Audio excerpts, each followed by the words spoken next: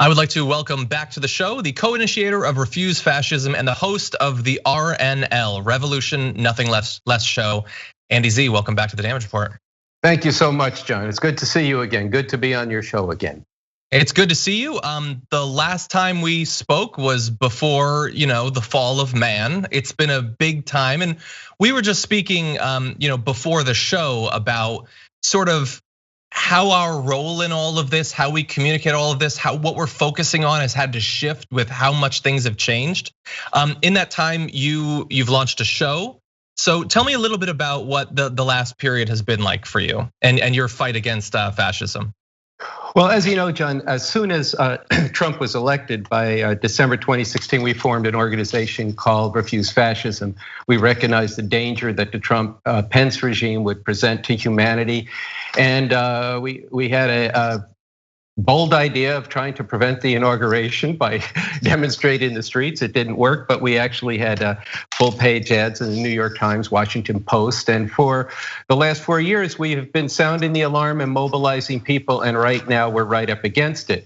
I mean, how I've been is very concerned about this and doing everything I can to mobilize people, including that I came here to LA in the winter to start this show. The RNL, Revolution Nothing Less show, which takes its name from a speech given by the revolutionary leader Bob Avakian, and that it is a show that is about revolution. It's about how to understand where the problems we're facing in the world comes from, not just the damage it can do, but what's behind that damage, what kind of system is it, and how we could actually bring about a better world. In the current period, the last couple of months, we've pretty much devoted most of the show to driving out the Trump-Pence regime, because every struggle that people are involved in, every ache of the heart, people in concentration camps, children being ripped from their parents, people being shot down in the street by racist police, every single struggle, every single aspiration now has to go through this regime being removed from power. If it's not removed from power, it is going to be devastating to humanity. It actually is, to use a big word, existential. What he is doing to the climate could mean the Earth uninhabitable for a large majority of humanity. And don't forget, this is somebody who says if we have nuclear weapons, why can't we use them? And he's a desperate man, and it's a fascist. Yeah. And look, whether you understand what fascism is, whether you agree with Refuse Fascism on what fascism actually is, if you see the danger of this man, we have to act now, and that includes voting in huge numbers against Trump, not for some protest candidate, but for the Democrat. But that is not enough. This is a very serious situation. We have to be in the streets, and we have to be in the streets now, not after he commits the act, but before he commits the act of theft of the election. Yeah. I definitely want to talk about what the next 2 weeks are going to be like, what happens on and after election day. Really fast though, we were speaking before the show, and we were talking about how you just listed some of the insane things that Trump and his administration have done over the past 6 months or so. We're saying a lot of people still don't get it, and obviously there's some regular people that don't get it. But it seemed to me like a lot of Democratic leadership, like they'll talk about him in many of the same words you will, that it's an existential threat and all of that. But they don't seem to really be acting as if they truly believe it. They don't seem to me to be acting as if Trump is seriously going to try to steal this election. They seem like they're proceeding through with these negotiations about the stimulus as just some sort of thing that might happen or might not. The nomination of Amy Coney Barrett, like you have Dianne Feinstein talking about what an amazing process it was. And they still seem to be going about things as if we're years and years before Donald Trump. Do you agree? Yeah, I definitely agree. Look, the Democrats are not going to fight this election campaign, and they will not resist Trump the way he needs to be resisted. This has been true throughout the entire nature of the campaign. All right, this is just. Partially, you have to understand who the Democrats are and what their actual role is.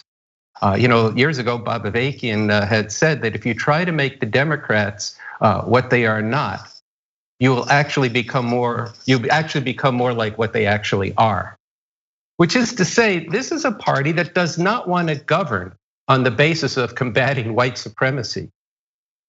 I mean, this is a government that doesn't want to govern on the basis of allowing immigrants into the country in any kind of humane way.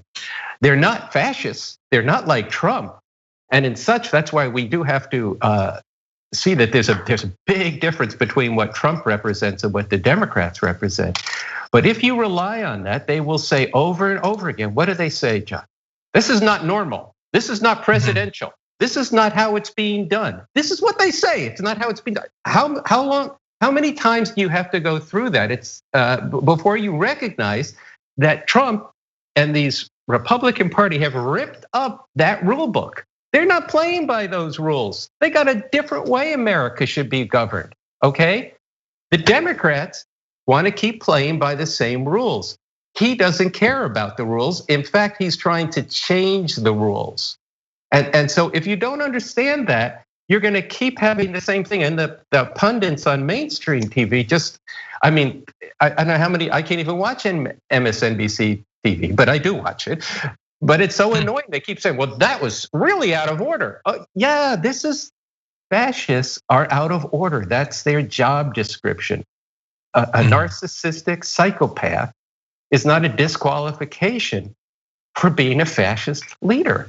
In fact, one could argue it's a job qualification because you're willing to say anything and do anything. And right now it's just so visceral where he is actually bludgeoning the Americans with his white supremacist stuff around, I'm trying not to curse here, John, around the pandemic and just beating people up on this. And it numbs people, it gets them used to it. They long for going back to normal, but there is no normal. That's one of the things that we have to, this is why Refuse Fascism is saying, we got to get in the streets now. Yes, vote for the Democrats, and it's a struggle to vote for the Democrats. It's amazing, these black voters in Georgia and Texas standing in line for 12 hours while in the white suburbs in those states, people get in and out in 15 minutes, and then he's gonna impound a lot of those votes. We could talk about this Amy Coney Barrett nomination as a concentration of what happens when you play by the polls and the rules. What happens is fascism advances. The Democrats did not put up a fight, and she was being expressly put in there for the purpose of securing his election to president after he contests what happens, disarms the public that it's fraudulent, that it was fake, that there was irregularities, takes it through the state legislatures, takes it through the courts until he gets to the court that's gonna give him the result that he has put her in there for. Leaving aside, go ahead. Which she'll almost certainly be on at that point. And she was asked multiple times, whether she would recuse herself from election-related cases involving Donald Trump, and she refused to do so, which tells us literally everything we need to know. Trump says he never asked her about any of that stuff.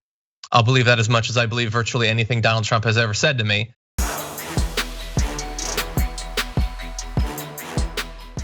For more political news, breakdowns, interviews, stories of activism, and me trying my hardest to care about the occasional big celebrity news story, subscribe to our YouTube channel at youtube.com/The Damage Report. And you can ring the bell wherever it is so you don't miss anything.